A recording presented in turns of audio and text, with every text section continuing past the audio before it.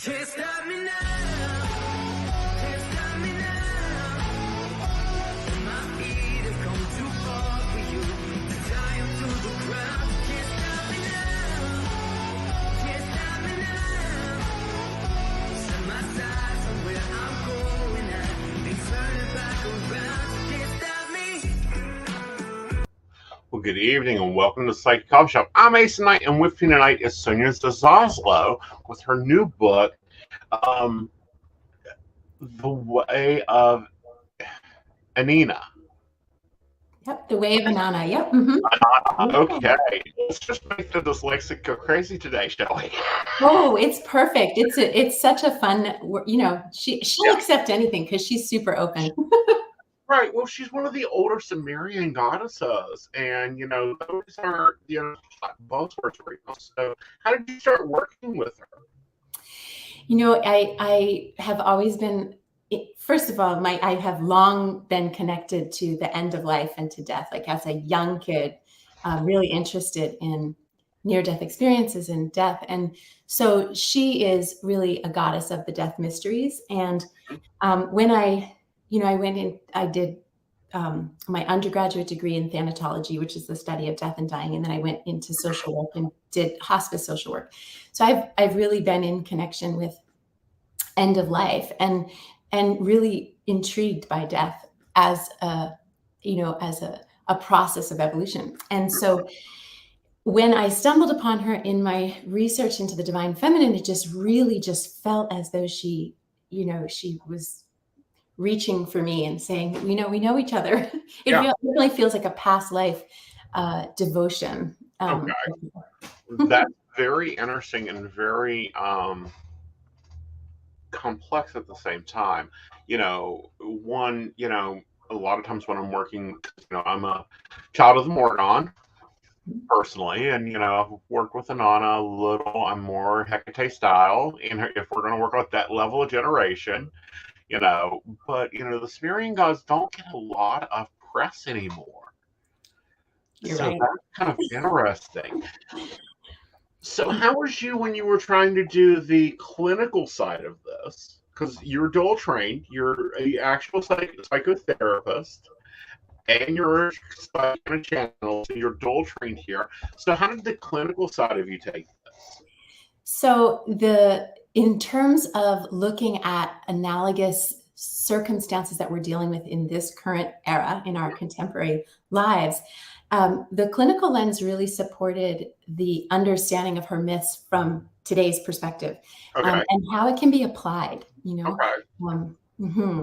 which is fun. It is interesting because, a lot of people get stuck in these myths and they go, oh, that's just old stories. But the thread of time is like the threads of the myths. If we talk about different things that she's done, being the lover, taking deliberate actions, living it with your gut instincts, those are so important in your well-being. So, and starting to work with her, how was she to work with? I love that you asked that question, because I have a teacher, a dear teacher of mine, Shasta Zaring, who when I was writing the book, she said, "Are you going to put a warning label on that?"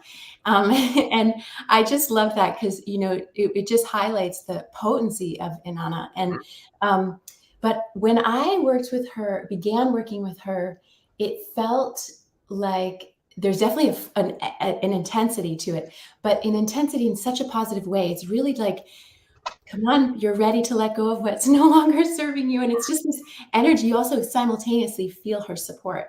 And so you can tap into her courage, her faith, her strength, because she's the goddess of love and war. So she balances these polarities as she's the evening and the morning star. And she has all of these epitaphs that really capture her multidimensionality. And so when I started working with her, it was such an invitation for me to accept my own multidimensionality and to open my heart to the shadow aspects of me, right? Which is what she does in her descent story.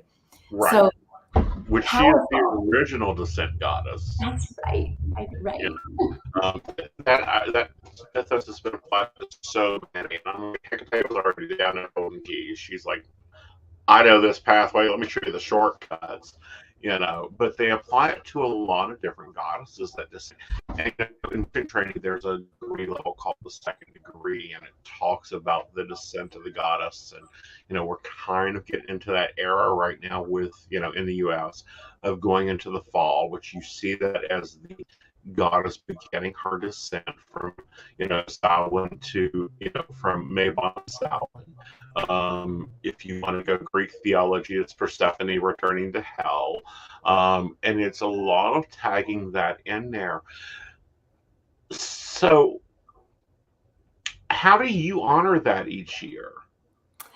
Oh, uh, well, there's a lot of different ways. She had a lot of celebrations in Sumer, in ancient Sumer. She was the new moon celebrations, her new moon feast. So she was celebrated really regularly. But the New Year was the biggest celebration for her because in the descent at the end, Mm-hmm. she ascends. Of course, Right. she's for sure one of the first teachers of ascension. But in the process, she has to choose. Of course, I know you know this story, but in the process, she has to choose a replacement for her in the underworld. Mm-hmm. And I perceive it as a skillful choice. She chooses her beloved, and really, if you look at it, it's offering him his own process of initiation Right. to grow into his wholeness. Right. But his sister wants to share the year with him, and Right. so when he rises, Mm-hmm.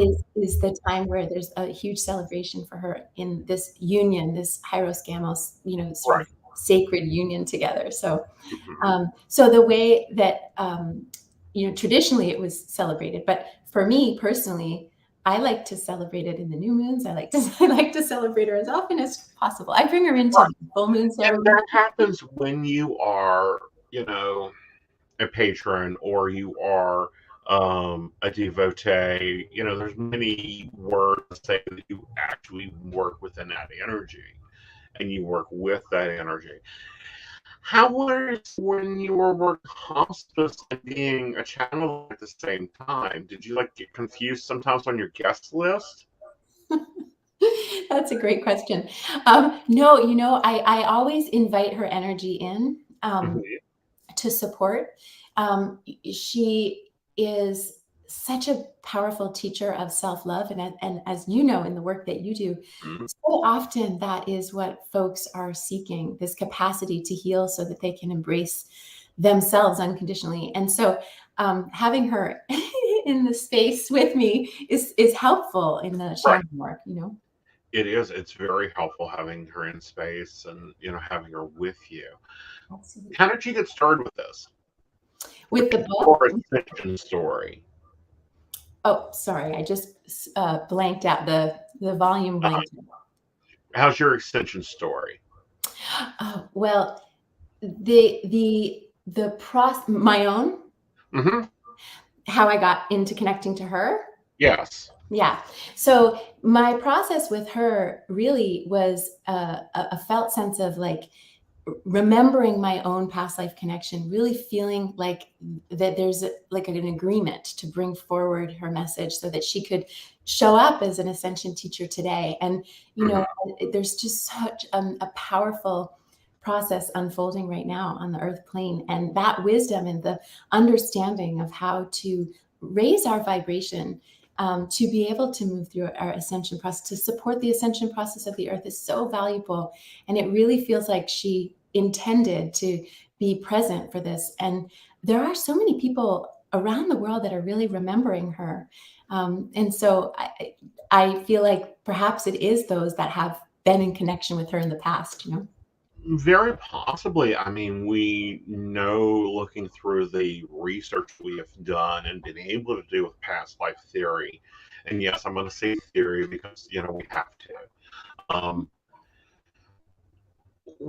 There is a lot of debate on whether you keep the same religious views and practices from one life to another. Now, if we look at that understanding cycle of it being a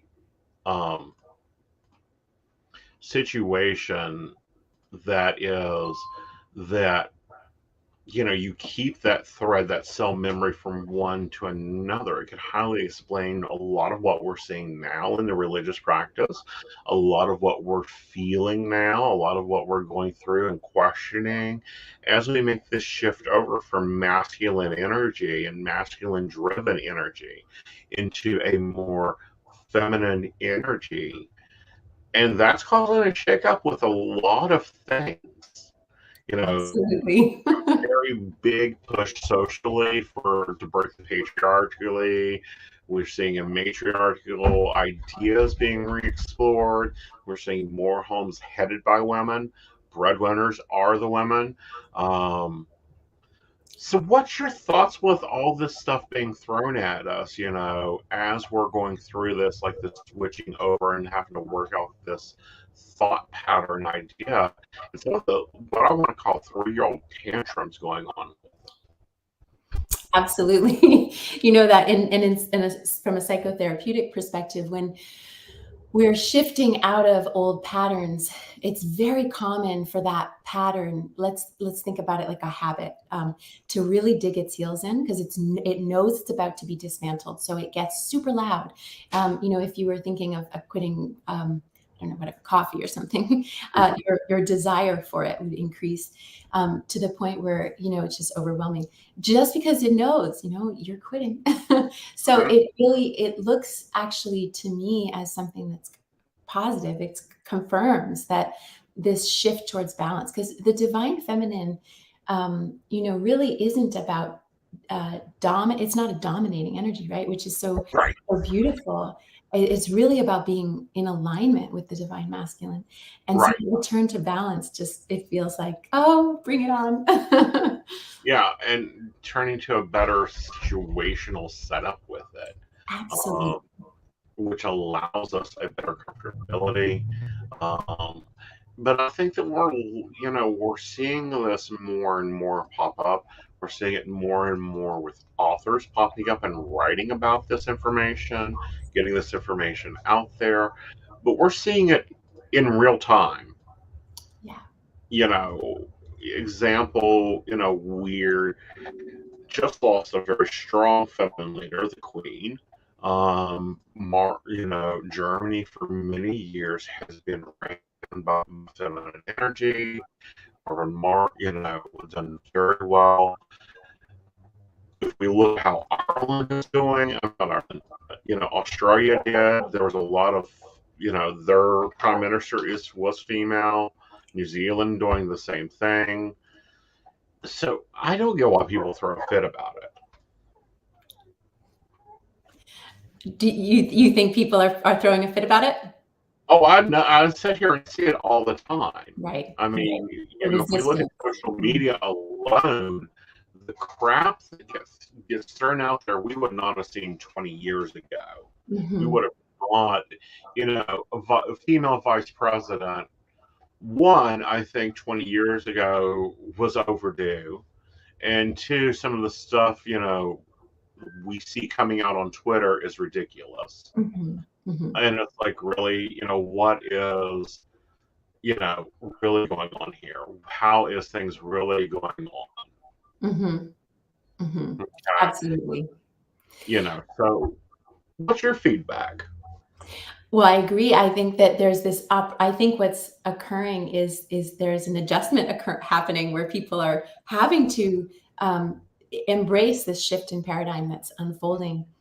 And the skillful energy of the divine feminine, because it's so unifying, it's circular. My my hope, but also my intuition guides me to see it as that it will be integrated. And this is one of the reasons why it's so valuable to have Inanna's presence now, because she does integrate. She integrates the polarities of the masculine and the feminine. She's really beautifully balanced, and that medicine is so helpful right now. If we can encourage that integration. Yeah. Right. and balancing that energy, especially right now. I mean, because we've got, let's talk about it. We've got the Ukraine and Russia, who apparently misplaced the doomsday device in their submarine. We don't know according to it. We'll be talking about that a little later. But we've seen so much struggle going on there, but we've seen so much take on and like, let's go to war. Mm-hmm. And it's like, this sounds interesting, Mm-hmm. and my guy's been going, we'll back the real one here. This dude doesn't know how to fight. Let's show him how to fight. What has Inanna said with you about this? Or have y'all had commentary about it? There's this energy, that comes so much through with it, in all of my interactions with Inanna, all of my experiences with Inanna, which is, it really feels like she has access to her, she is a goddess of war, but I interpret her, her as equipped with the capacity to slay separation consciousness. So it's Mm-hmm. more of a warrior of light. Right. And so I feel that energy. I feel the way that, her focus around this is like dissolve that step. Because, when we're Mm-hmm. conceptualizing the idea of war, we're thinking from a Right. separate perspective, a separation consciousness perspective. And everything from her energy is about moving towards unity consciousness. So when I tune in to, sort of what's going on here, it feels like the strength of her presence is an invitation to say, wait, look, we're all connected. Let's readjust in this way. Let's see Right. how we can support each other. Yeah. Right. And that gets really hectic in there because we're seeing Vladimir lose his head. And have been seeing him like lose his ability to actually control his generals.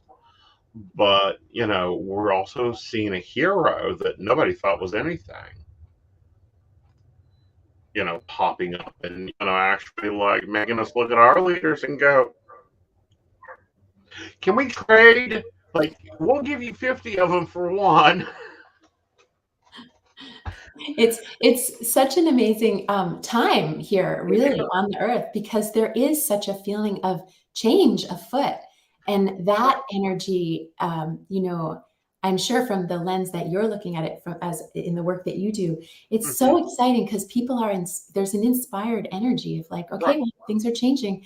How do we want to direct this? And really, Imana's message is from the heart, right? So then you tune Right. into what you're talking about of like, Mhm. let's explore ways that feel more aligned with literally love over fear.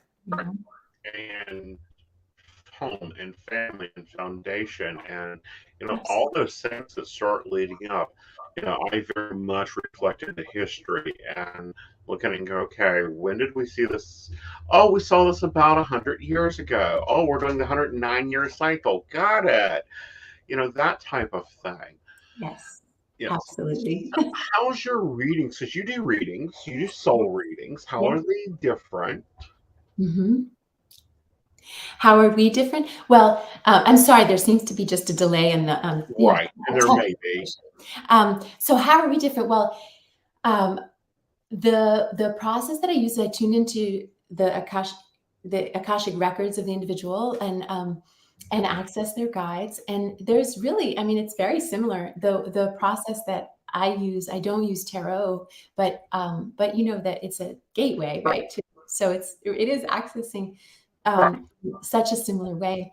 And I think that there's a huge crossover because the intention is to help individuals to understand, the way that I work is I help Mhm. people understand their soul's journey from the perspective of their life's journey from the perspective of their soul. So then it shifts. It's really very much like what Inanna offers, which is this, idea of going through initiations. The challenges in our life are initiations to our evolution. So when we shift into the lens of the soul, we see how we're all connected. We see that we literally are all one, and it Mhm. alters how we engage with the world, and also Right. how we engage with ourselves. So we do this transformation internally of self-love that then is broadcast from us and informs how we interact. Right. And your readings are called soul readings. So you're reading from the soul level. I do just basic readings. I do a lot of tarot readings. I'm more of an ER psychic. Call me in when he isn't calling, and let's see where the chart went wrong type stuff. Call me when we want to go over a business that's failing, and let's look at the 5 points that you messed up in your astrology chart and why you're even in this business. That type of messiness. What's your favorite style of because that's my favorite. Like, I'm sorry, I love my Jerry Springer clients, bringing that type of thing. What about you? What do you like reading? I love looking at karmic patterns that are surfacing so people can understand what's being played out and not just think like, what the heck is going on here? So connections with people, relationships, and unpacking what each person is supporting the other with, even when it's complicated. Yeah, that's fun for me. Oh, that sounds enlighteningly fun. So I get put out your website so people can actually go there and book. It'll be in the show description below. And also we have the Amazon link for you guys to hop over and grab the book on Amazon. You can order her book. It does really well. So what was your designed audience for this book? Well, it really is anyone who is ready to remember their mission, and to that remembering of the mission is what helps you open your heart to yourself. So anyone who is ready to deepen their experience with their life and walk their purpose. Okay. And really, start understanding their purpose. Now, it offers rituals and practices. Yes. Let's talk a little bit about those rituals. Are we talking like 3 days in the desert with a backpack and a candle? Or are we talking 45 minutes? Okay, see you later, goddess. I got to go cook dinner. Yes, much more like that. I love rituals so much because it's so effective and so fast in, and it's really about bringing our intention and our attention to the practice of ritual. It's so individual and creative. But what is wonderful about Anana is she fits into, and that's really the hope that, that's really the aim of the book, is to help see how, even though she is, a very ancient goddess, that she can fit seamlessly into the contemporary context. And so it is practical. The rituals are practical. They are, about, 30 minutes, 40 minutes. Yeah. Yeah. And that's important because, some Buddhist teachings talk about meditating 8 and 9 hours a day, and that doesn't fit modern life anymore. It's like, I look at the gods and look at the patterns of the gods, and I understand like Uranus got power over the internet, and Mars is now taking up power of vehicles. I want to know who is the goddess of cell phones. When I talk to Morgan, I'm like, so are you going iPhone or Android? And she's going, I don't need either. I love that. Oh, I'd be so curious to know who it is. Yeah, because as we look, and a lot of people get stuck on this, well, she's a goddess of war and, death and, love, but, that's a little piece of her, but she's all, I'm like, really? Do not think goddesses and gods of war have not been going over here and going, I think I'm trading a chariot for a tank. And this spear has been very nice, but that AKR-57 lightning bolt there works really well. Upgrading, always. Yeah. That's the beauty of feminine consciousness, is this openness to really embrace our evolution, right? So there's, and Anana really represents the plasticity of that. She's flexible. She reminds me of an artist who continuously reinvents herself because her creative vision is so strong, it's continuously evolving.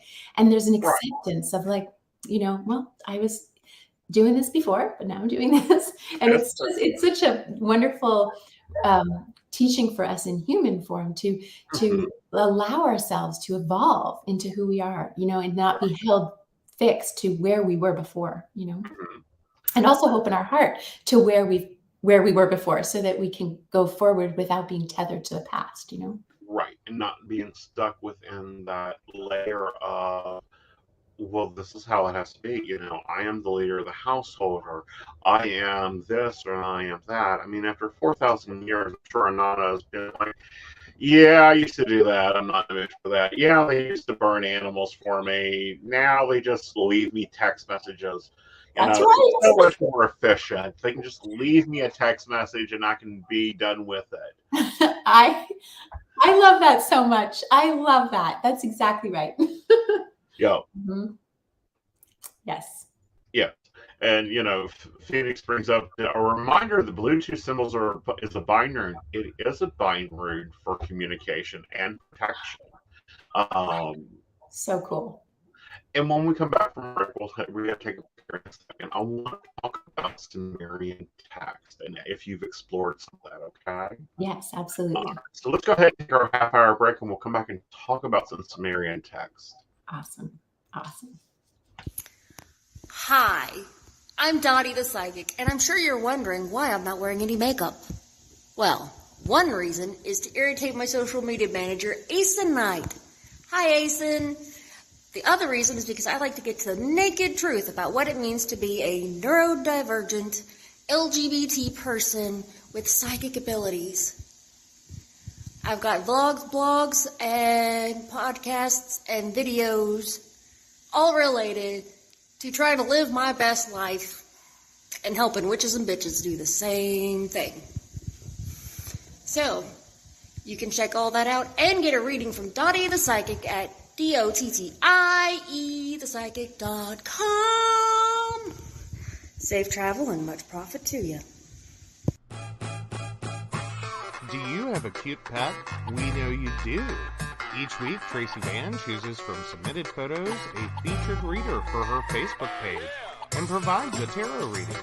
Your adorable pet cat, dog, rabbit, goat, chicken, snake, or more could be her next featured reader.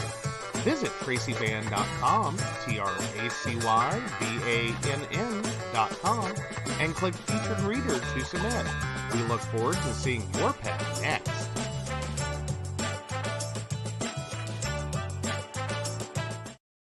Hey everybody, Lady Gwendolyn here, and I am here to tell you how to get in contact with me and a little bit about what I do. I am the High Priestess that works with shadow work to help you grow and heal. And I work with access bars, Reiki, I do power forms. I'm recently getting into crystal healing, sound therapy as well. So you can go to Lady Gwendolyn Healing, that is LadyGwendolynHealing.com. Book your appointment with me. I do in person, I do over the phone, I do over Zoom. We can do that as well. My main goal is to help you grow and heal, because I've been there, I'm still going through it, and I let my strength help guide you. See you soon. Hey everybody, Natalie here from The Pendulum's Path. If you are in need of guidance, direction, spiritual connection, healing, or more, you have come to the right place. I have worked as a psychic and a medium for over 3 years, connecting people from all over the world with their loved ones, giving them insight and guidance into their current situations, their past healings, their blockages, and what they need to know in order for them to have a better future. It would be my absolute honor if you would come to my website at www.thependulumspath.com. Visit my shop. I have a whole bunch of crystals, oils, balms, mystery boxes, and more. And visit my services. I offer 15-minute, 30-minute, and 60-minute sessions. I also have email readings available if you're not comfortable with the one-on-one session with me, or if you just want to try me out. I encourage you to come visit me at the Pendulum's Path, and let's get you back on the right track today. All right, welcome back. So let's talk about some Sumerian texts and symbols, that we see commonly, like the pentacle. It was water forever during the Sumerian times that, they felt that. How much research or how much did you delve into that? Like, did you have to put on some white gloves and head to a library? I did go through quite a lot of Sumerian texts and a lot of there was so much backstory to Inanna's story, so I wanted to understand those. There's a whole backstory that I talk about in the book about what sort of leads her to the descent that comes from different myths, and so there was a lot of research for sure, but it was so profound to explore it because the Sumerian texts came through or have been translated, not reinterpreted, and that's so different and significant. It So, is. yeah. It is. I mean, when it's translated and translated direct versus reinterpreted, it's highly important. Now, there was a scandal back in the 80s about some text, Sumerian text that had came out, and it was interpreted. It wasn't translated. And a lot of it was like, okay, well, I don't know what you were doing or what story you were writing, but it wasn't this one. When they went back and looked at the original documents, it's like black and purple. Well, I absolutely, and they're Samuel Noah Kramer and Diane Wolkstein collaborated on this one of my favorite books, that their interpretation and translation. He was involved in actually translating The Descent of Inanna, but she was a folklorist and he was a Sumerologist, and they combined forces, which to me is so much like Inanna in the sense that it seemed, first of all, there's that balance of the masculine and the feminine, but also of these two disciplines. So their translation, their joint project was so felt, when I read that contains her myths, I just felt Inanna. It felt like so on target, in part because it was this beautiful blend, very much what Inanna is. Right. Really powerful. Very much a balance and a blend.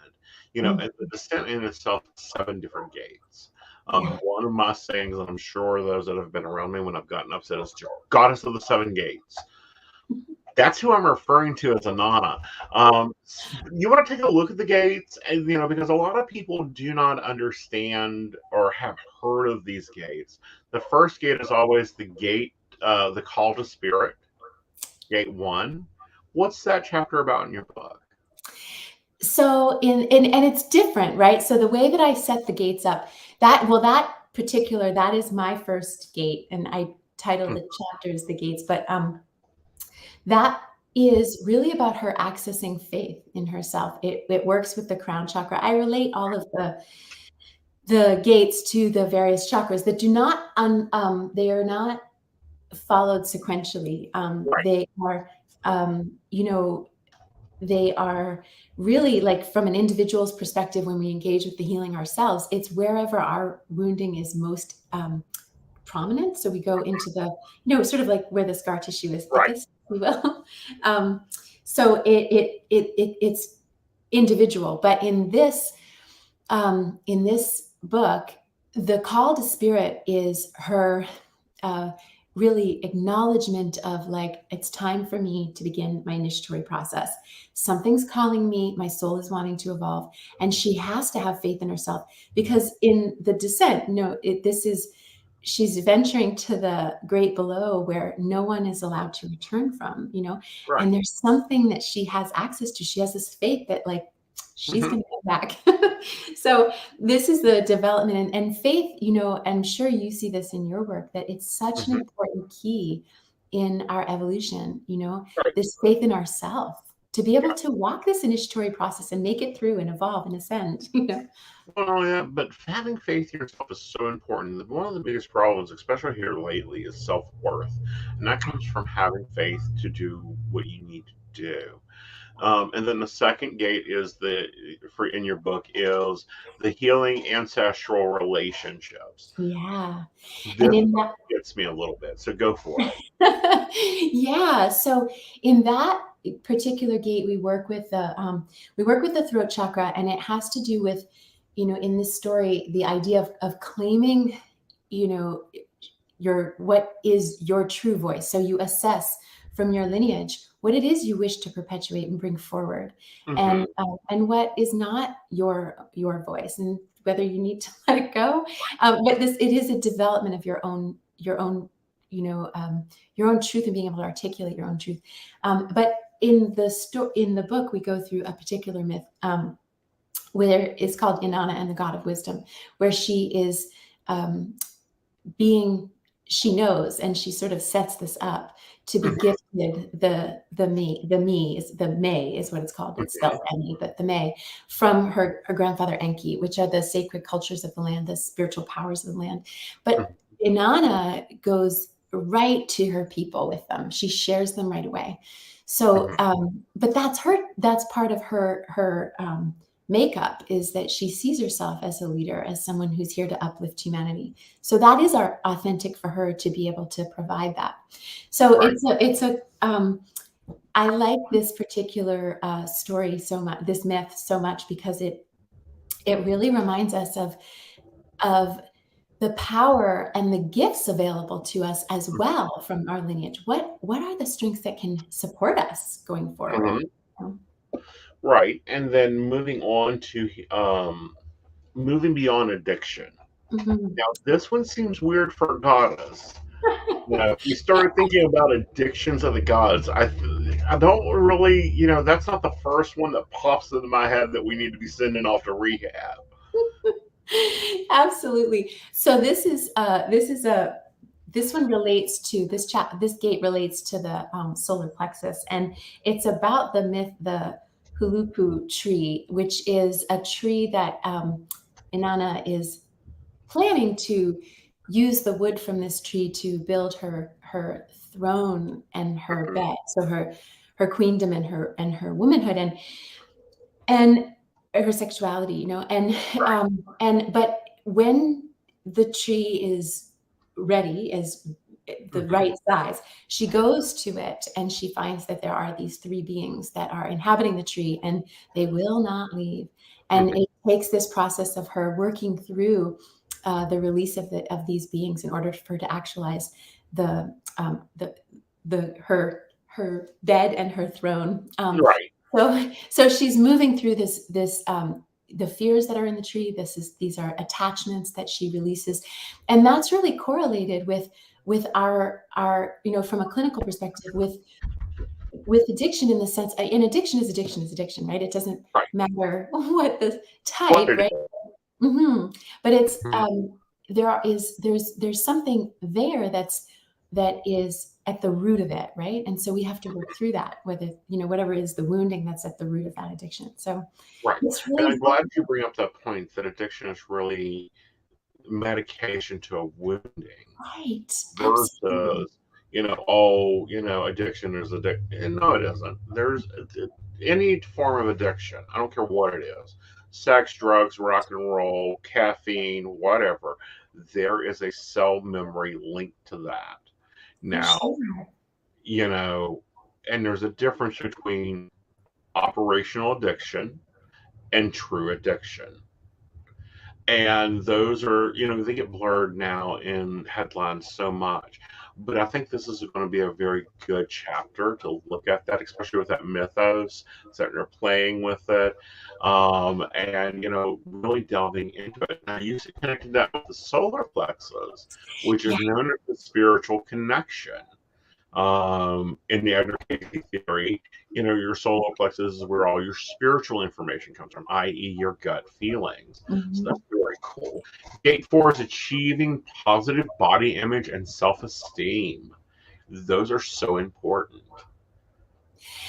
And Inanna is a goddess who insists on her physicality. She's really present in her body. And so she's an extraordinary teacher in helping us reclaim our sense of our physical as being a part of the divine, not something we need to transcend, but it's actually a vehicle to our movement into our divinity. So it's important for us to have a positive relationship with it as we move through our evolution, because ultimately the whole process is this lifting of vibration. And if we're held in a relationship to our physicality that is conflicted, if we have shame or trauma, in the physical, it's so important to transcend that and to heal. So Right. this chapter is related to, or this gate is related to the second chakra. And the story, the myth, is definitely it's the courtship of Inanna and Dumuzi. So it's this love story of her, and this is such a wonderful culture because there is no shame in sex in this culture, and Right. it's celebrated and holy. And so she's just a beautiful role model for this. Very much so. And, that's something else that people, especially readers, need to realize is we're looking at a culture that doesn't have the body shaming that we think of the same geological area of some, Sudan area currently. Now there's a lot of body shaming there, so I'm sure she's not pleased with that. Right. The fifth gate is erecting sacred boundaries.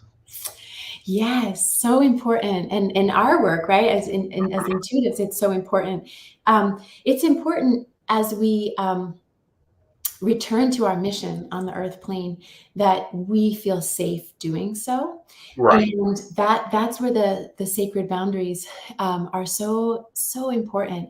And also, the collective energy, just because there's been so much going on and so much struggle and pain, it's important for us to not be always carrying what's in the collective around that, because it can be so hard. So this particular gate is connected to the root chakra and around safety. And we go through setting that safety. And you bring up something really important because I preach this a lot. I see this so much out of new techniques. They wake up, they get their ascension, they start working, and it's like they never turn off. And it's like, no, you need time to shut down. You need to I've looked at psychic and said, have you left your house this week? That's right. It's so important. It's so important because it is the more that the higher the vibration, the more sensitive we are. So the more that we heal, the higher our frequency, and then the more sensitive we are. We want to be well equipped to negotiate that. And to your point, and this is something Inanna teaches in I go through 3 of her hymns in this particular gate, and she's really emphasizing, like, be where you are. When you have that hat on as the medium or whatever it is that you're doing, wear the hat. But then when your role is as mother, wear that hat, or your role is as friend or lover or whatever. And really honoring through the sacred boundaries each of those aspects of our multidimensionality. Right. Okay. And then our 6th gate is transcending the binary. So this is a third eye issue that we work with in the book, and it centers around a myth called the Holy One, a hymn called the Holy One, wherein she really prioritizes the discernment of the third eye for us to see what is our truth. She's so powerful in the sense that she resists being confined and forced into a box. So, having to choose a particular orientation or whatnot. Her message is use your discerning third eye to see what is true for you and live that, Right. And to work past that and finding that you are more than a 0 or a 1. You may be a 1.5, you may be a 2, you may be a 4. And getting into that viewpoint is very interesting. And then gate 7 is probably the hardest one for empaths to read. I know it's the hardest one for in past to work past, and that's surrendering to ascension. Yeah, that covers the latter part of her descent, and then the dream of Dumuzi, which is another part of this story, and then the return. And so it is her ascension, but Right. it addresses the heart chakra and really works with tuning into what is becoming conscious of what's in the heart, because what's in the heart is what it shows up in our reality. So really surrendering into the truth of our where we are today, surrendering, Inanna has to enter the underworld, Right. they're bowed low and naked, right? So she's stripped. She just had to surrender all of her Right. really Her her veils, yes, her absolutely, clothes, her smocks, even absolutely. her shoes. Right, absolutely. She is going in there completely naked, stripped, and that's the surrender. It's like, okay, here we go. We're going through our evolution. But that surrender is why we start with the faith, because we have to have faith in ourselves in order to truly surrender. And that brings us ultimately the Right. surrender brings us into the heart, And then the next one here, which I think would be an interesting chapter for any priest or priestess, is the next steps for present day priest / priestess of Inanna or any goddess. Tell us about this chapter. Yes, absolutely. So, the training, of course, of a priest or priestess is very long, and it is such a beautiful commitment. But this chapter is really meant to sort of spark your interest. Is this a path you would like to take? And it integrates the gates, and adds the additional aspects that represent Inanna, including her emphasis on what is present in the death mysteries, which is the unfinished business and resolving your unfinished business. And this ultimately,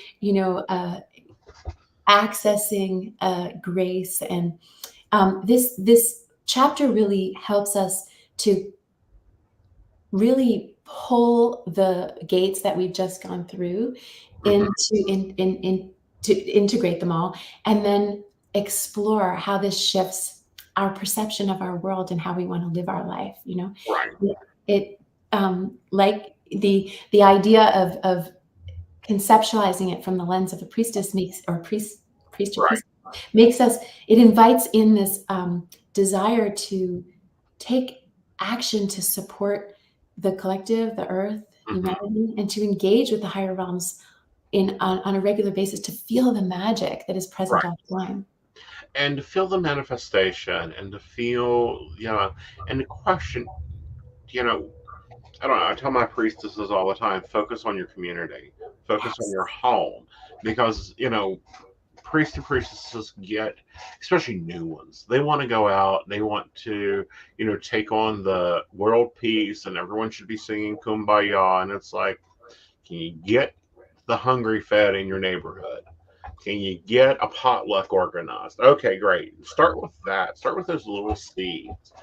And I don't remember which god or goddess it's appropriated to. But it's appropriated, the stone soup mortality. It's probably Caragwen. Sorry, I'm more fluent in Celtic and, Yes, I love it. I love Caradwin. uh, and her potion that she's Yes. brewing for her child. Yes. And then looking at the descent of the goddess, and this was a very pivotal time. The two times I've done it for me, because I'm dual trained pagan, so the Awesome. two times I've done this, it's a very pivotal time in my life. And when you come out of that, it's always that point when you're looking at your life and going, "What isn't serving me? Like, do I really need to be here? Do I really need this person in my life? Right. Do I need to hand out some pink slips today?" Right. Now I do, and I want to bring it back to a pre-show conversation, but if someone is going to do this descent ritual, which I figure is in this book, or they want to go and search out the descent and then do the ritual, guys, in Dorothy Morrison's book, it's called Shifting of Energies, and it's another spell is called Tornado Alley. Both of those spells will change a lot in your life, whether you're ready for it or not. The Descent and the Reascension is another one that changes a lot in your life. So read the book. It's a good book. Have a notepad and pen, and yes, there's a test afterwards. Promise you there will be at least one. But also realize that if you decide to go take this on, this is not the chocolate ritual. You're not going to wake up bubbly and happy the next morning and go, oh, life is grand. It's work. It's spiritual work. It's spiritual warfare at times with yourself, with the environment, but it's for your own growth. So, what are we doing next? The next project coming forward is a podcast. Oh, cool. Yeah, the Unapologetic Heroine podcast, wherein I'll feature. Yeah, I'm super excited about it. So that's what's on the back burner for, well, soon to be shared. So Awesome. yeah. Awesome. Well, we definitely want you back and get information Thank you. on that. When do you work? How do you work? Are you phone based? Are you Zoom based? Or do they have to be in a local area? How does that work for you? Yes, so I do it remotely. So with Zoom is great. And you can reach me on my website. And yeah, I mean, I definitely do see folks in person, but my clients like yours, they're all over. So Zoom is so effective, and it was sort of the way I was rolling before all of this happened anyway. I really wasn't that big of a Zoomer until all the panini happened. Yeah. And then it's, because I was on the road. I've been working in this business going on 20 years. I was on the road in 2018. We were on the road 46 weekends that year. Wow. And broadcasting 2 shows. And when the panini hit, it was like, okay, cocoon time. And then I had the debate of, do I want to do this? Mm-hmm. Like, am I really doing the best here? No. It's no longer fun because, I retired for nursing now 24 years ago. 20 years ago. So it's 20 years since I completed my nursing degree. But, I retired for nursing and I said, I'm not going to work. Mm-hmm. I'm going to play. And that's what I see this all as, is play. Mm-hmm. And, I kind of took that different perspective of do what you want and you'll never work a day in your life a little too far. I love that. Yeah. Do it.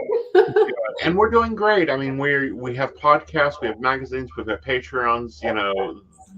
This hasn't affected me. How about you? What have you seen from the clinical and also from the channeler view of this and this trying time that we're in right now? Well, this idea of really it's this collective dark night of the soul. So many people being invited to just explore. To your point, does this resonate anymore? Because if not, so many people making huge transitions in their life, and getting really going through a process of letting this dark night of the soul energy help them remember who they are. So there is this, I am actually hearing more of what you're describing of, I want my work to be aligned with my spiritual mission so that it doesn't feel like work. Right. There's a big shift in this direction, and I love this so much. Right. Yeah. Yeah. But there's pain that goes with it too, right? Because you're letting go of old patterns. Old patterns, old behaviors, old viewpoints, questioning whether I'm seeing a lot of people needing this book right now because they're already at like gate 3 and going, do I really want this ruby ring, or can they take it? And what I really also like is this is more even though there's rituals in here, there's not a lot of, okay, so this is how you do, you take the broom and you stir the cauldron, and all of a sudden Mr. Right pops out of your life, pops into your life. That type of thing. This talks about the real work, the great work, is what this theory is known as, is called the great work, and working on the death mysteries. What's your favorite mythos with Anana? I think the myth Inanna and the god of wisdom, because it opens with a scene of her, and I quote this in the beginning of the text of my book, where she's leaning back against a tree and she's gazing upon her holy vulva and she applauds herself. And I just love this so much for so many reasons, because the message is not only love yourself, but the message is, hey, connect with your second chakra, your center of creativity, so you can access the creative capacity to co-create with source, to bring about a world that reflects peace, love, unity. Literally, you have this ability. And she, in that gesture, I mean, I love the rest of the story as well, but I love the beginning, because in that gesture, what she's doing is she's saying, dissolve all shame, celebrate your power, celebrate your generative capacity, and use it for good. Because what she does next is she goes to her grandfather and she seeks out the sacred cultures of the world, and then she shares it with humanity to support them. And I just love that message. It's we can all engage in this way. We can all look to how we can uplift, what we can do to support each other. Well, I think one of the most powerful lines in your book, and I've got it highlighted here, is, as a mother, she allowed me to let go of perfection. Sometimes I'm the mother I want to be, and sometimes I'm not. With her help, though, I am able to let go of the judgment around this and accept my limitations, to find a way to use them to become a strength. I think that really should be like turned to a meme. Like, get your press boys on this. Will. Thank you so much. Because, we've got to realize we're not perfect. We are in a culture right now that wants perfection, and, you got to use the right tone and the right this and the right that. And, I don't know, someone apparently thinks if your child doesn't like your dinner, that you failed as a mother, or if there's shoes and crap all over your house, and yes, I am working on a cleaning system, that you failed as a housewife-ish person. And it's like, no, guess what? 50 years ago, there was a pair of shoes there and the world did not crumble. Absolutely. That's one of the reasons she's so relatable, is because she really brings the divine into the human by way of her connection to her physicality and by way of her polarities. They're so relatable. We can look at like how we can be simultaneously, patient and calm and loving and damn impatient too, and she just puts it out there and she's like, yeah, that's it. That's how you are. And she embraces it. Yes. That's divine. And, that's something else I think your book does, is realize and help people realize, whether you're a devotee to her or not, you have a divine spark. Yeah. You can be a god and create chaos all you want. Yes. Go out and raise hell. Just make sure to put back where you got it from. She definitely reminds us that the divinity is that the human path is itself, and that the divine is inherent in the human form, and that we can use our human experience to move into even greater access to our divinity, that it's not separate, that it's a vehicle for it, Right. One of your sections is farewell, finding your bearings. Now, is this another psychological inventory chapter? If someone sees this and is just flipping through the book, or what is this? This is more about sort of the way in which the divine feminine was subjugated throughout history, and why it needs to be resurrected to restore balance. So it's sort of helping us make sense of why for example, the second chakra needs this healing in the first place. Yes. And Mhm. why, you need to find your own stability. I think that, do I think the divine feminine has been hidden for a while? Yeah, but I also think there's been a lot of guilt added to that. Absolutely. Absolutely. A lot of guilt added to, well, I'm just a stay-at-home mom. No, you're the CEO of at least 3 companies and you're trying to manage them at the same time. Absolutely. You don't have papers to hand off to the marketing department to handle this field trip and something to hand off to the accounting department to figure out how much you spent at Kroger's. It's learning to accept that no, you're doing much more work and much more accessory there. Okay, darling. So let's, talk about where to get your book at, where to get a hold of you, because we're at the top of the hour. Wonderful. Well, I'm so, so grateful for being able to share this time with you. The book, The Way of Inanna, A Heroine's Guide to Living Unapologetically, is available at booksellers worldwide. So Amazon and any place you would buy books, it's available, as well as online. And my website is seanazelazo.com. So if you're interested in connecting and getting a reading, let me know, reach out. And are you doing classes yet? Or I do classes right now. I'm not, but they'll start back up in the new year. okay. Sure. Well, can you spell that out for them real quick? Sure. It's SeanaZelazo.com. And the link's in the show notes below, guys. All right, honey, thank you for stopping in for a cup of coffee. Come on back when your podcast launch. Let's have a little bit of a celebration and some fun, okay? Thank you so much. Thank you. You have a lovely evening. You too. All right, guys, we'll be back after the break with Joe.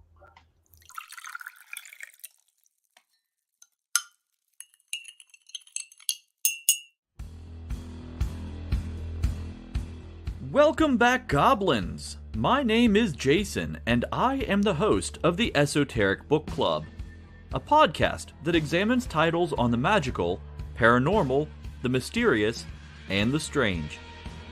I release 2 episodes a month in which I review books on esoteric topics, recap news of the weird, and conduct interviews with authors, practitioners, and experiencers. The Esoteric Book Club can be found on every major podcast service or can be streamed directly from esotericbookclub.org.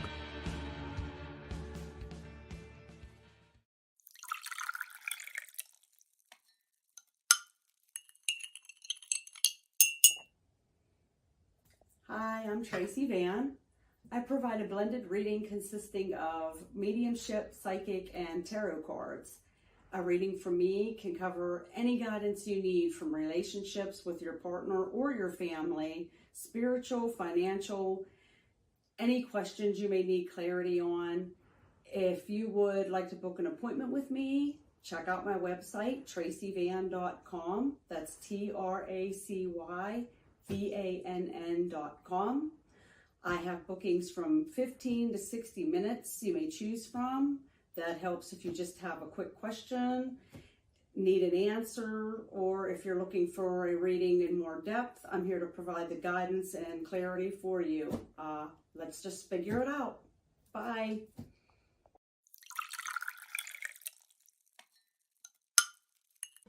Hi, Techie Joe here. I work with Aeson Knight and some of the best psychics in West Virginia to create amazing live streams and podcasts for the Psychic Coffee Shop Network. Together, we brew up great content discussing news, events, hot topics, and more, all from a psychic perspective. On the Psychic Coffee Shop, we interview amazing authors in the metaphysical realm. Coffee and Tea combines Aeson with Tracy, Dottie, Natalie, or Lady Gwendolyn for the good and the bad of being a psychic.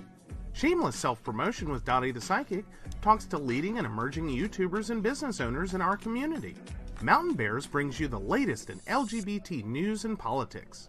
The Psychic That Plans answers the question of, well, how a psychic plans. Plus, we're live on air. We take your comments and your questions, including psychic advice questions. Check out our amazing programming, book an appointment with top psychics, and find out all the wonderful things we have to offer at PCSBnetwork.com today.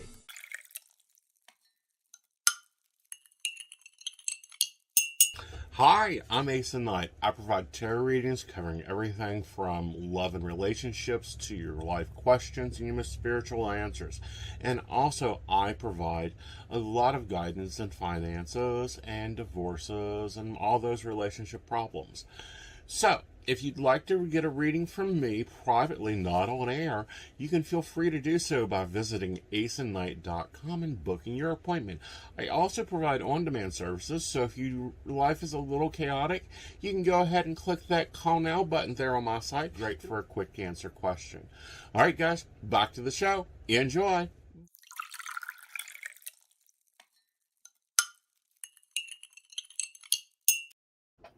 All right, welcome back, and hello, Techie Joe. How are you, darling?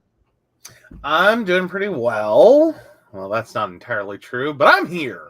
Yay, you've arrived. You've arrived. Yes, and I'm sorry if I messed your cam up earlier. I apologize to all you guys. Apparently, we're having that same internet issue again. So when I tried to sit in the green room, I noticed everything went to crap real quick. And I was like, Really? "Oh, run away." I didn't even notice, honey. Oh, Gotta love them. No, we don't.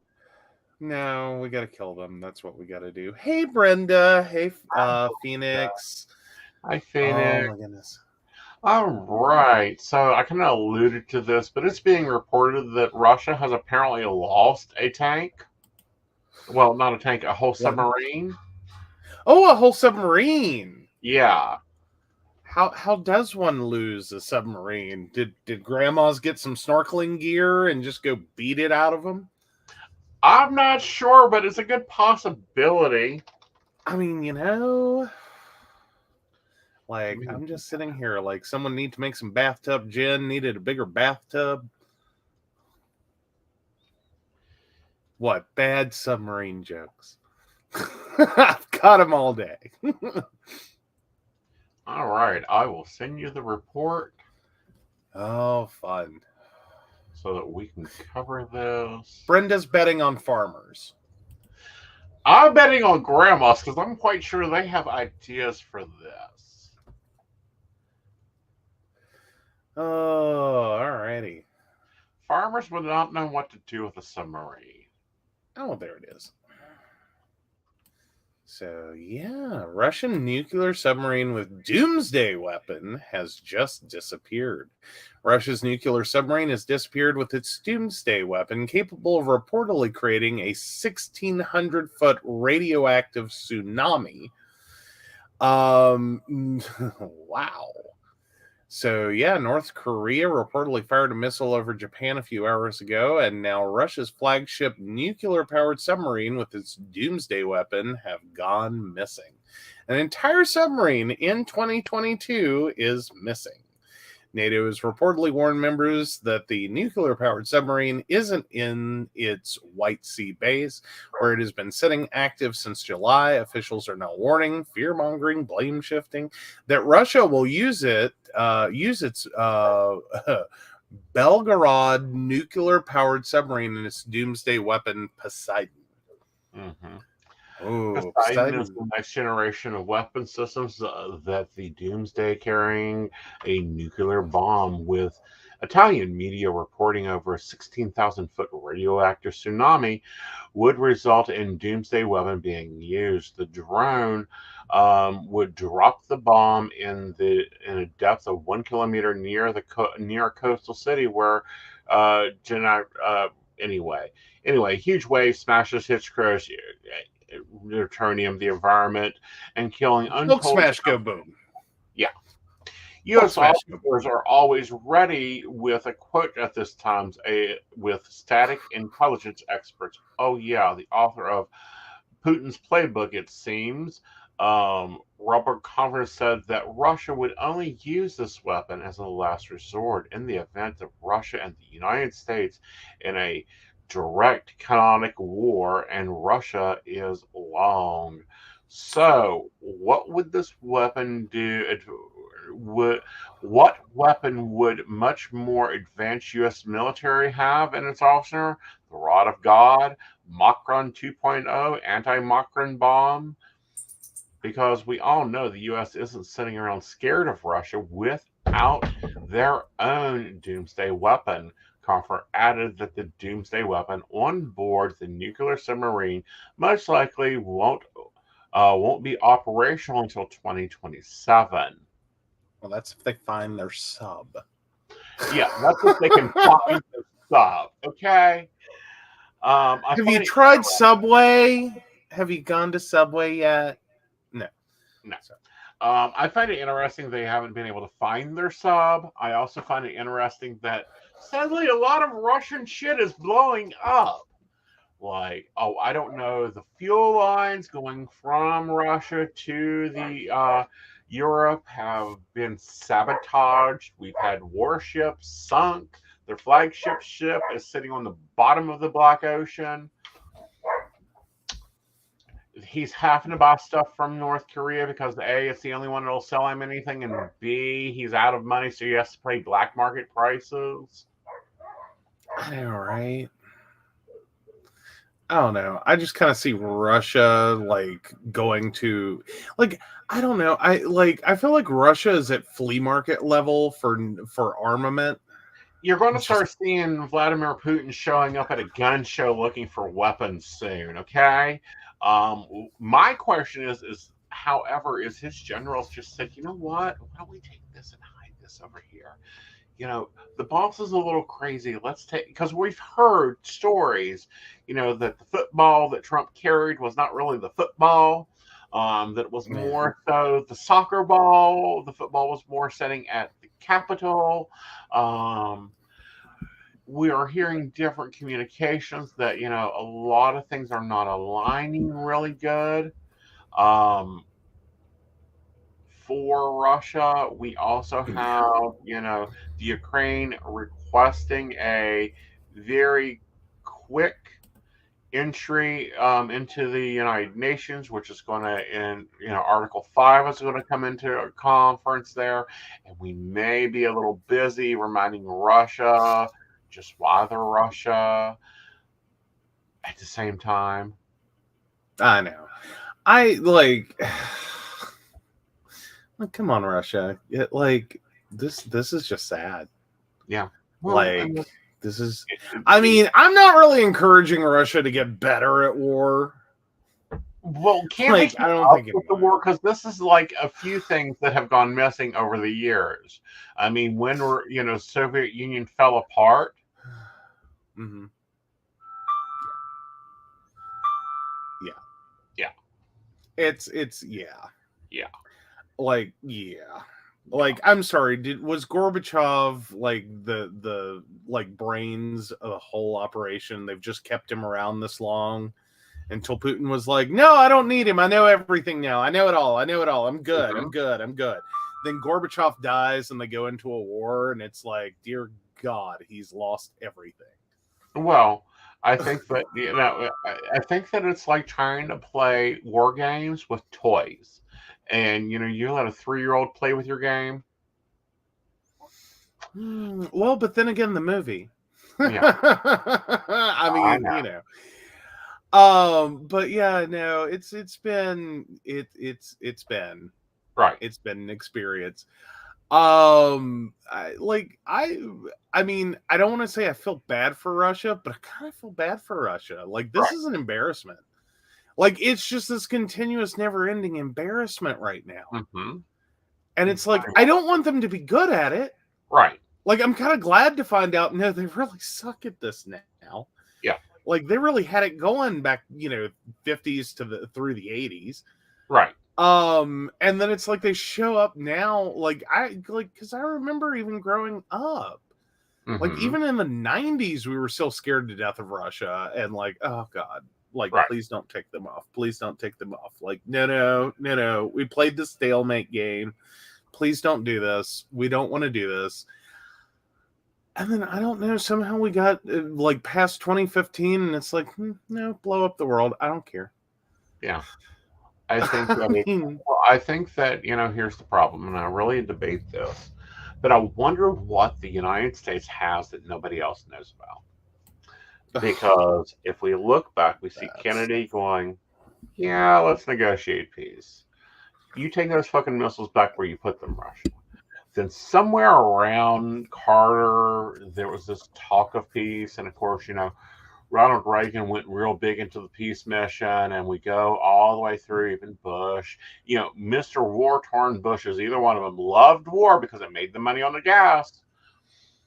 True. And then somewhere around Bush 2, we stopped being so worried about, you're going to fire missiles? Cute. Hey, Johnny, can you fire up F-1387 and just kind of like show them what can occur? I don't know. I understand the need for kind of the like, okay, what's the hidden truth? And I think that's a natural reaction to it, is like, okay, so what do we got that beats this? Because no one seems to be all that concerned. Right. But then I wonder if it's almost kind of like the Panini response where, it's more so everything was really scary at the beginning, and it was like we were at the edge of war. Mm-hmm. And then we did that for like a generation, literally. We did it for an entire generation. Like I grew up with bomb drills. Yeah. You know what I mean? Like we were like, they called them like, disaster preparedness drills. Right. Yeah, they were bomb drills. We were scared to death. Like we were going to have bombs dropped on us. I got it. And I think most people did. Right. Because it was, it was part of the news. And like somewhere along the way, did we all just kind of go, yeah, they could do that. Mm-hmm. Kind of hope they don't. Mostly. Right. But if they do, what do we do to stop it? Like, we can't live in this constant state of fear. And I'm sorry, he just seems like an old boyfriend that keeps just coming back and creating issues. Well, yeah. Well, Russia in general, yeah. Is kind of like this weird stalker ex that keeps showing up and is like, hi, did you forget about me? Yes, we did. On purpose. Yes, everyone did. Yes. Everyone forgot about you because no one cares anymore. The only one that cares is the one that's being a little bitch over there. Hello, North Korea. How's your Tonka toys? Are they still doing well, Quinn Dimley? I understand you had a very passionate pen palship with your little friend that's no longer in office, who's now crying to the Supreme Court, they took my papers. Yeah. Well, but then you turn around and with North Korea, it was the same kind of thing, because I remember in the 90s, like flipping Model UN, I tell you what. Like in the 90s, that was still the big hot topic, was nuclear armament of North Korea. And again, it was this giant like, oh God, don't do it. Don't do it. Don't do it. How do we de-escalate the situation? Don't do it. Right. And then again, I think it kind of, we did this, and I especially coming off the Cold War, I think it kind of fast-tracked itself. Right. I don't know that we have any better weapons, really. Like, I mean, some improvements, I'm sure, but I don't know that we have anything better than we did then. I don't think we're really doing all that much better. Right. But I think that as a country, as a people, as a populace of the world, we just kind of got to the point of, well, that could happen. Right. And just moved on. It's sort of like where we're at now with the Panini, which is like, well, that could happen. Right. Moving right along in conversation. Just, is that necessarily the best reaction to have? Probably not. It's certainly not on the Panini. But I mean, argumentatively the same for nuclear armament and the situation of potential nuclear war, total nuclear devastation, mutually assured destruction, however you want to phrase it. I don't know that's the best place to be, but I think it is where most of us are. Right. Like, I think we had more of that, like, G.I. Joe's going to fix it. Right. through the 50s and the 80s, well into the 90s, and then somewhere in the 2000s, it was like, nah, we just don't care anymore. Right. Well, hello, Shannon. Welcome to the table. Coffee's sitting over there. Grab the cookies. Have a seat. All right. So let's start out with. Well, you do have a question, side note. I know. I'm going to get it in between. Are you an asshole? And relationship advice. Okay. All right. Let's take on relationship advice. This one will be fun. Ah, there we go. All right. Well, this is a short one. Why do I get attached to boys too fast? I, 18 female, have a problem with getting attached to boys too quick. My father died when I was 13. I had a great relationship with him, and I don't have a good relationship with my mom. When I hang out with a boy a couple of times and he can't see me for the next time because he's busy, I have dark thoughts.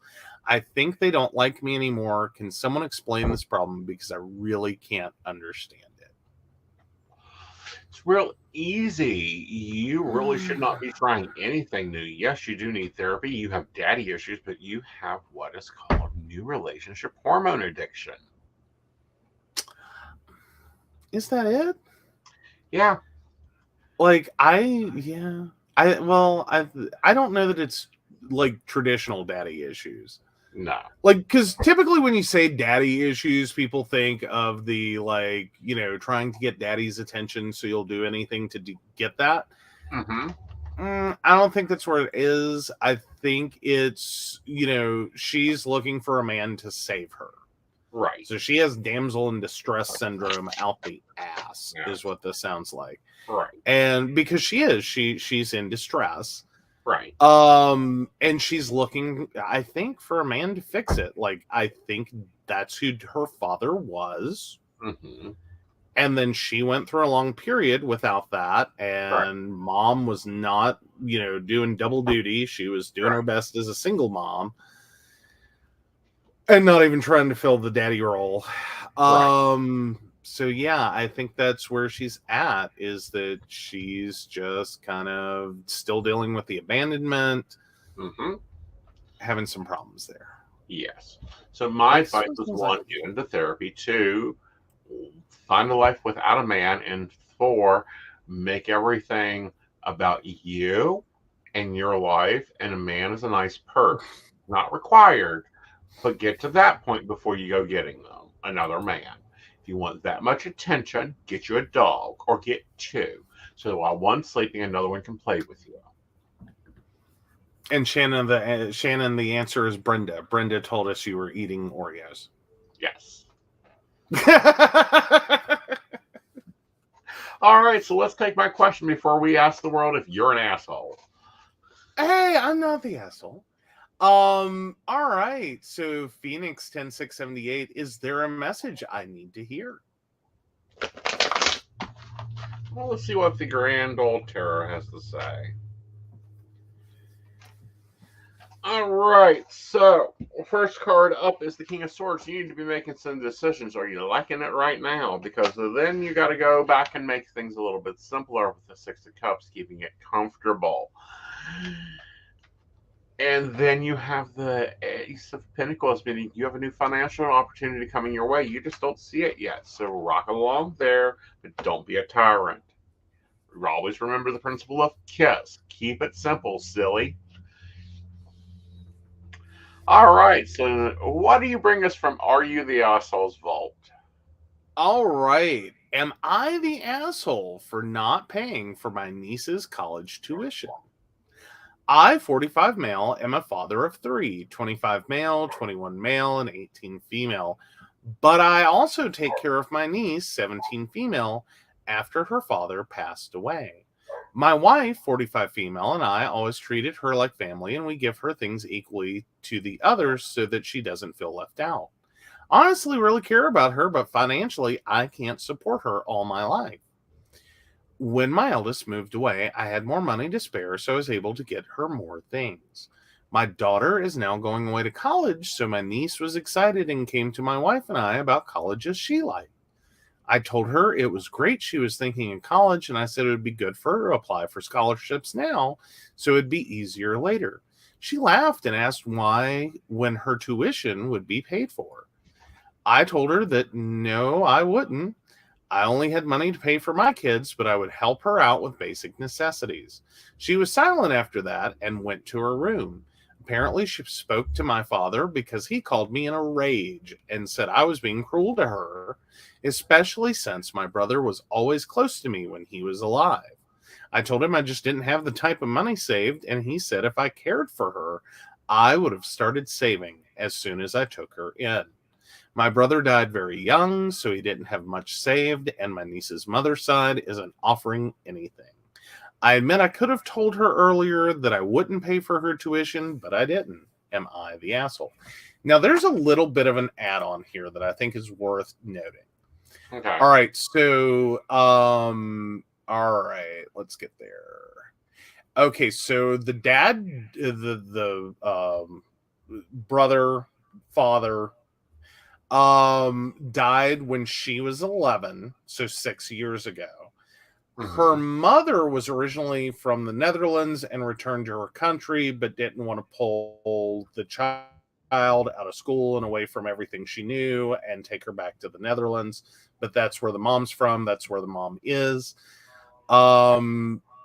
Yeah, so they get very minimal from Social Security, like not enough. Like he has to supplement that. Like it doesn't really pay for everything. It helps, but it's not everything. And yeah. All right. Those were the big ones. All right, y'all guys aren't going to like me. I don't think he's the asshole.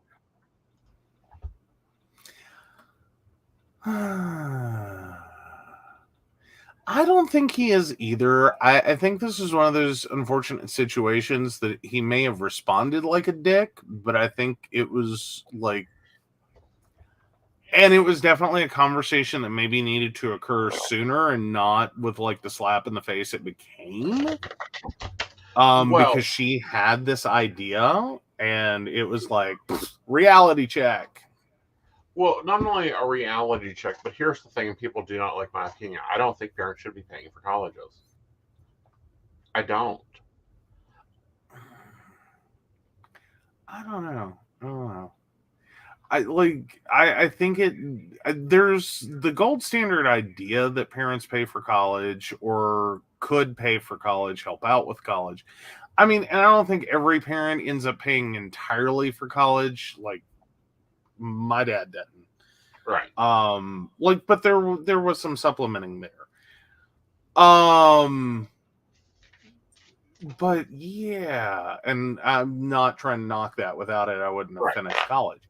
And that was actually my dad and my grandmother, but that's, but no, I don't think he's the asshole. I think he handled it poorly. But I don't think he's an asshole for being honest about the fact that financially he just can't do this. That like he started early, he planned ahead, and then 6 years ago got handed his niece. Right. Well, see, here's the problem, Brenda, and Aeson too. Mm-hmm. Here's my problem: is the federal government expects parents to pay. Like it seems to be part of the concept, because when you try to get loans as the so-called adult that you are, they immediately don't give a shit about you. They know you're broke. Right. Like, duh. Right. And then you do that lovely FAFSA, the free application for federal student aid, and you have to provide, or they expect you to, it's a real pain in the butt if you can't, your parents' income data. Right.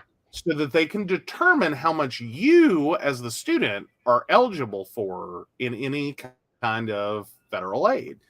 Right. The federal government assumes your parents are paying for your college, or at least contributing meaningfully as much as they can.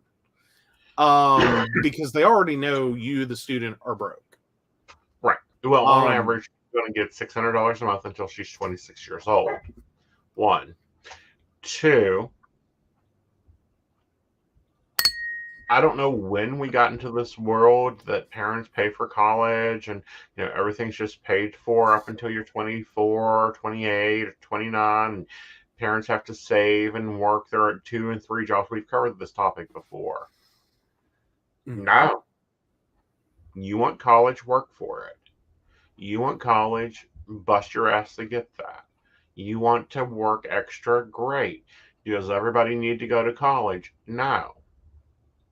Well, I definitely agree with the last point. Not everyone needs to go to college. And I Right. don't think parents need to push kids to go to college. And I think if you're going to force your child, Right. now turned adult, Right. so your adult child, to go to college just to Mhm. satisfy a requirement that you've put upon them, then yeah, you need to pay for that. Right. Because there's enough, like, no one should be stuck with that. Right. But otherwise, I Right. can kind of see that. I don't think that that's necessary, that should occur, but it Right. is what our federal government, at least in the US, it's what they assume is going to happen. Right. Like, and it becomes a real problem because I went Right. through some of this myself, at least in terms of having a deceased parent, and we've talked about that on the show and the nightmare that was. But then also it became an issue with my father not wanting to provide that data. Right. Because at the point in which he told me to get AIDS and die, he decided he no longer needed to supply that information for my FAFSA recertification. Right. And so we had a lovely back and forth conversation, because you can't elect out. Like, it's hard enough to get them to leave you the fuck alone with a dead parent. Mm-hmm. If you have a living parent, Right. they assume that parent is going to willfully, willingly, lovingly give you that data. Right. And the process breaks if you can't get it. Like, you can literally get screwed out of going to college just because a parent says, I'm not giving you my data. Right. Well, and that's when you have to go and prove other documentation, that type of thing. Furthermore, the mother is still living in the Netherlands. Now, in the Netherlands, they do have free college. Yeah. That child is technically an American and Netherlands child. So therefore, it's the easy decision is go live with mommy and go to college there and get a better education, because we all know that And good for free. Yeah, and go for free. Because I'm assuming the Netherlands has a nice, social college experience. If that's an option to her, I assume it probably is. It's probably no big deal. But it's one decision. It's one way to go about it, and it's probably a better educational opportunity. Right. Like, even if she wants to come back to the States, it's a different education. It's a different set of thoughts, depending upon what she wants to do. That can work out great for you. Yeah.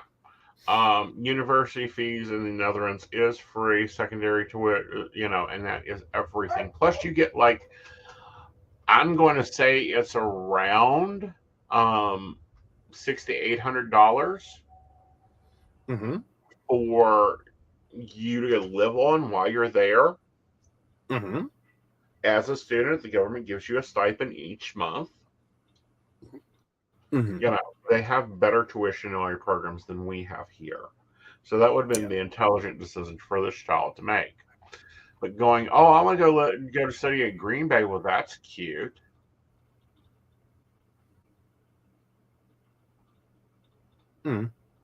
I'll give the mom some asshole points, but I really think the biggest asshole in the whole situation is probably the grandfather. Not because he doesn't want to pay for college or doesn't, because I think a few commenters said, well, why don't he put his money where his mouth is? But just the fact that he started at Rage and didn't really okay, what the hell? Right. And why did everyone have this assumption? Right. He didn't check the assumption or why he had it. He just launched into, I'm going to bully you. And it's it's great that they were close. His sons were close when they were younger. That's great.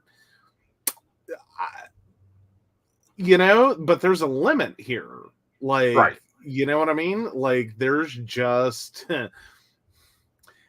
Close isn't money in the bank. Close didn't, take out a life insurance policy. Close didn't Right. do a lot of financial planning, which granted is true for a lot of people.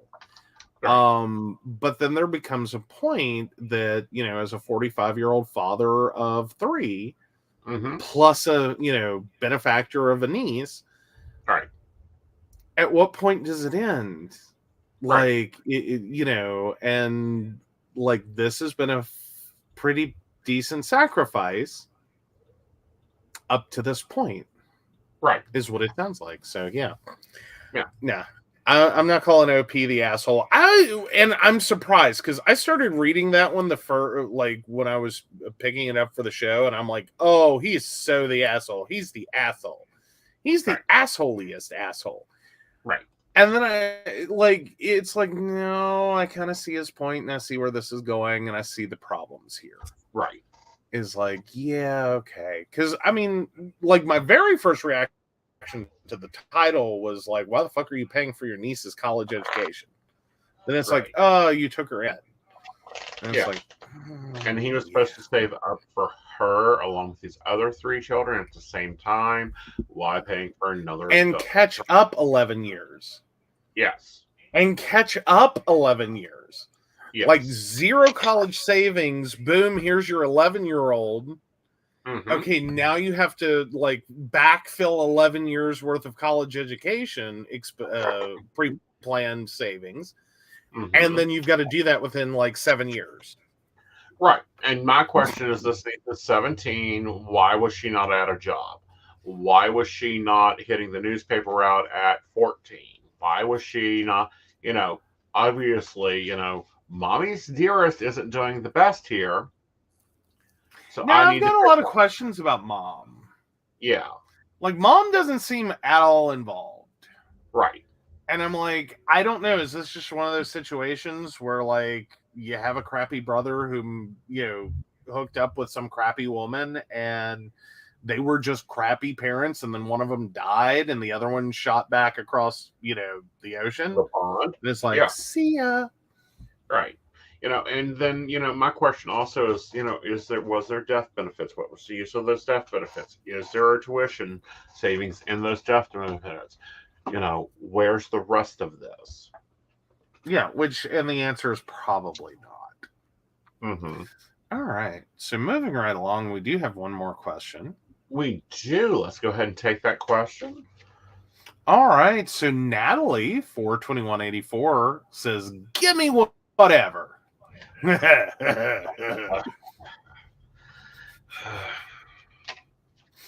want to see you in a very dark lip, Natalie. Anyhow, so fine. There's your very advice. dark lipstick, like a nice blush lipstick. All right. Okay. First up, we have the Page of Cups. Someone's talking. Someone's got something interesting going on. Then we have the Five of Wands here. You need to get planning and engaging with people. But there's emotional stuff you don't want to deal with the Two of Swords here, reminding you that it's going to cause you to take on a new battle. And with that new battle, your choices is your own. All right. Hey, Natalie says, send me shades. Okay, I will. Not the shade. Don't send me the shade. Like, don't be throwing shades at Natalie. Oh, Phoenix, did you miss it? Yeah, we done that. Yeah, he like a few minutes ago. You're gonna have to like rewind. There was a message. Message waiting. Oh yeah. Oh, Natalie's dying over there. Yeah, good deal. Oh, Robert, what's up? Not tonight? Interesting. Do you have a headache? Oh no, Phoenix had technical difficulties. Yeah, we understand that one. That's been my day.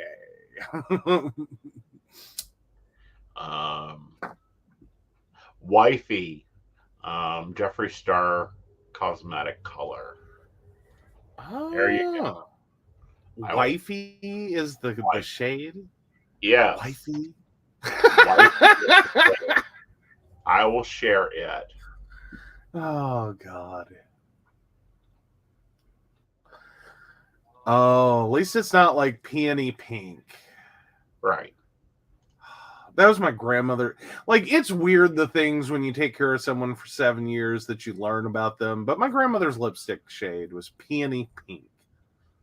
She wore that damn shade of lipstick for, I don't know, my entire life. Uh-huh. Well, she was a very white woman, so it actually looked like a dark lipstick shade. She was a little old white lady, Yeah. Oh no, apparently when Phoenix's screen flips, we sound drunk and he loses connection. It's actually really funny. Oh, you're going to have to video that and show it to us. Yeah. Oh, yeah. But no, apparently Wifey makes Natalie laugh, so yeah. Give me a second. Going to show us Wifey? Yeah, it's actually a very pretty color. Okay, let's see where we went. Well, if I can get it to share. So are you suggesting like bluish shades, I take it? No. Okay. Well, you said a dark. Yes. Well, it's kind of a bluish shade. No, that is not. There is no blue in that. That is a nice dark crimson red. Yeah, but crimson red has hints of blue to on her skin. Yeah. Well, Natalie says vampy. Yeah. Brenda says it sounds like drunk robots when it glitches for me.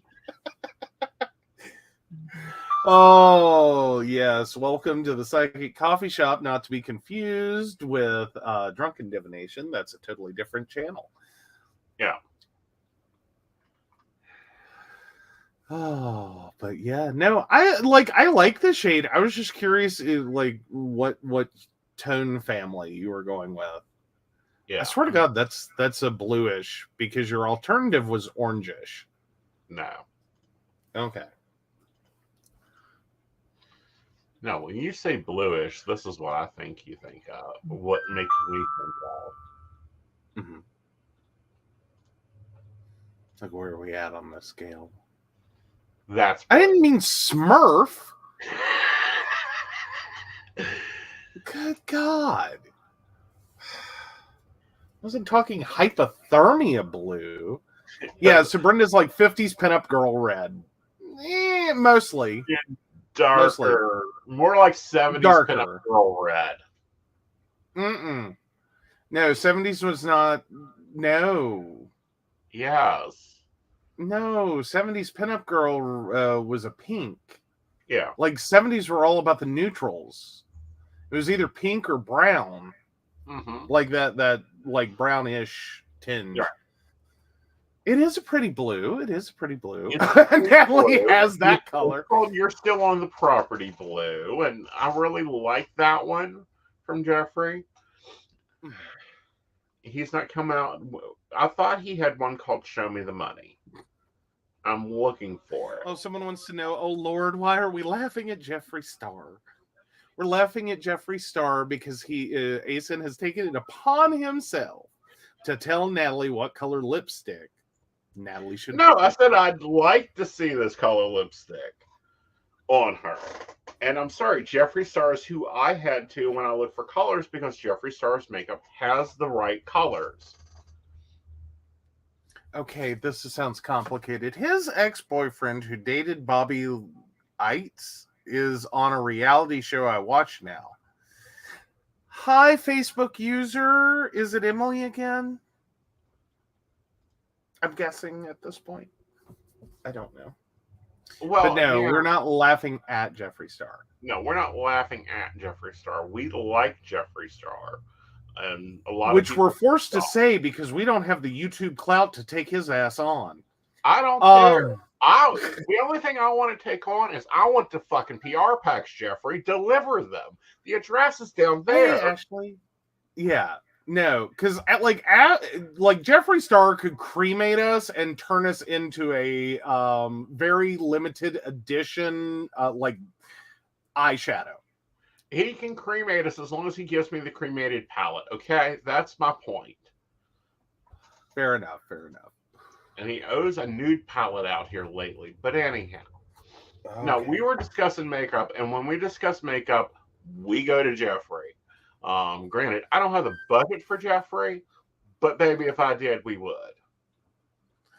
No. See, I always go CoverGirl. I don't do CoverGirl in showing colors because they're off. The latest CoverGirl stuff looks like it came out of Too Faced Makeup's collab and failed.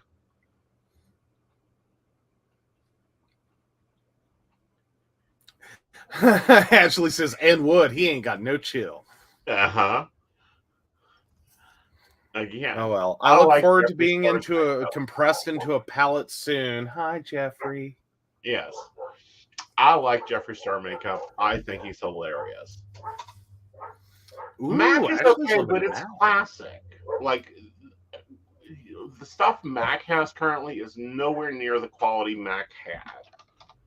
I'm sorry, I'm still stuck in the world in which Mac was like the underdog. I know they've gone on since then, but when I hear that, my brain just goes, what? Yes. Like, no, they used to be like, ooh, Brenda's got a question. All right, we'll take this one. All right, Brenda 2263, what is with my sister? And that's in quotes, because as far as I know, I don't have one. That people have asked me about all my life. They don't even know why they said it after they refer to her. Oh, that's past cell memory. You used to have a twin sister 2 lives ago. You know her now. But that's the one they keep talking about. Okay. Okay. See, I miss when he would actually review makeup. Like, that's how I discovered Jeffrey, is when he done makeup, not his music. I wish he would get back to reviewing some makeup. Who got angry? Oh, I Robert. got to piss somebody off. I mentioned Jeffree Star. I got to piss somebody off. Oh, Robert got angry. Ooh, poor baby Robert. I guess he does have a headache. Give him some aspirin.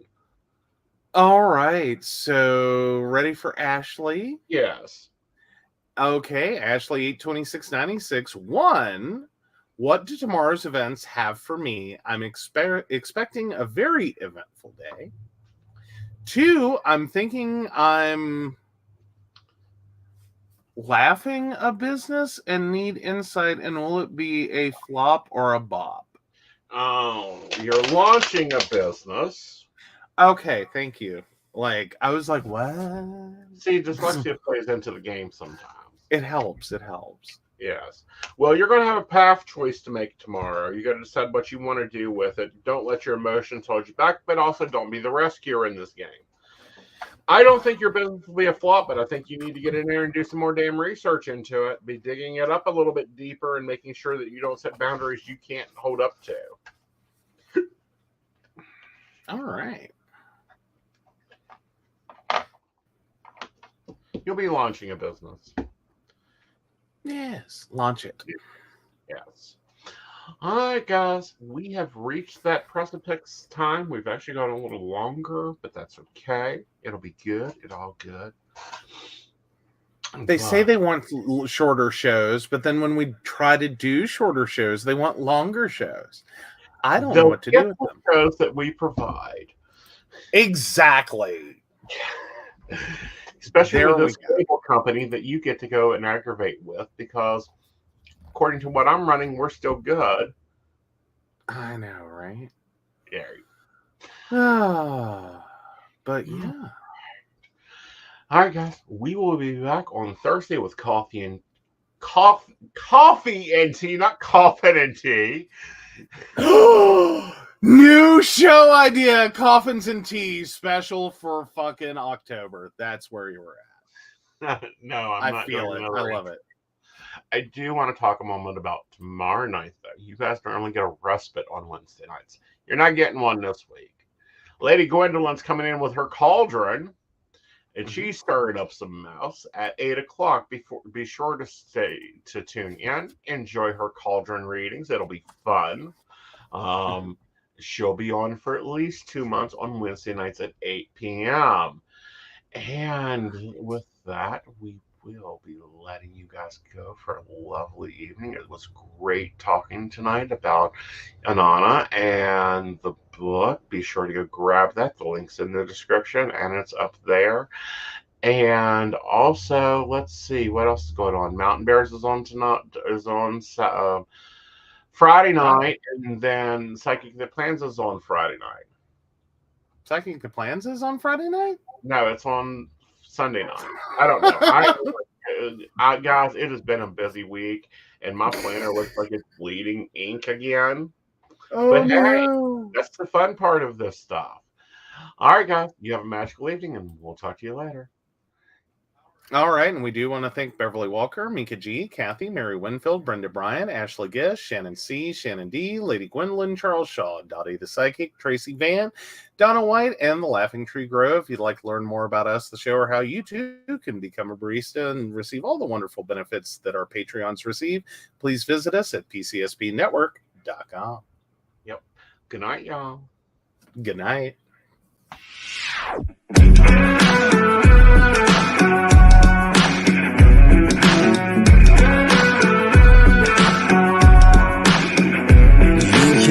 Tell me the deck is stacked. You can whisper behind my back.